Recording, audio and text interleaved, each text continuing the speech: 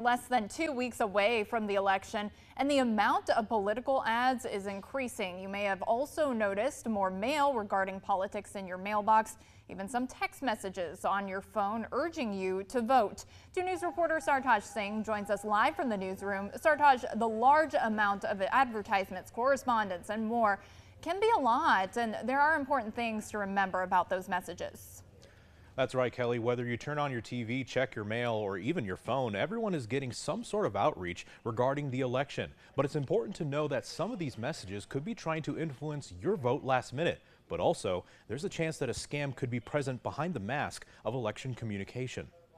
Whether it's a simple text message or a letter in the mail, the outreach for the upcoming election is heating up, but there are important reminders regarding these forms of communication. Those are obviously not official communications coming from us at the Board of Elections. Russ Joseph is the Deputy Director at the Montgomery County Board of Elections. He says that any communication you get regarding the election is often from groups not affiliated with the Board of Elections. These are a lot of times campaigns or PACs or others that are out there trying to influence their voters to make sure they're voting. This also could lead to other groups with bad intentions, reaching out trying to get your information.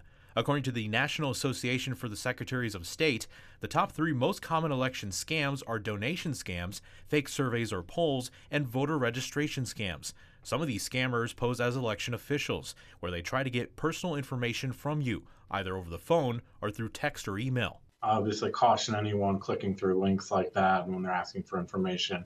Again, that is something we would never do on an official side. The only time we would ever call someone really is if we're going over, if we have a question about their absentee ballot request. The messages you see on a day-to-day basis regarding the election on who you should or shouldn't vote for can be overwhelming. But officials recommend do your own research and not let the messages influence your vote. I try to approach it as I want to go to the official sources to find information. So that either I'm going to go directly to that campaign, I'm going to go to trusted news sites that explore different topics. So I would encourage people to kind of set aside some of that material that's pushed at them and kind of do some homework, do your own research. Joseph also wants to remind people that the only form of communication that the Board of Election will use is through the mail. But of course, if you feel unsure, you're encouraged to call your local Board of Elections office with any questions. Live in the newsroom, Sartaj Singh, 2 News.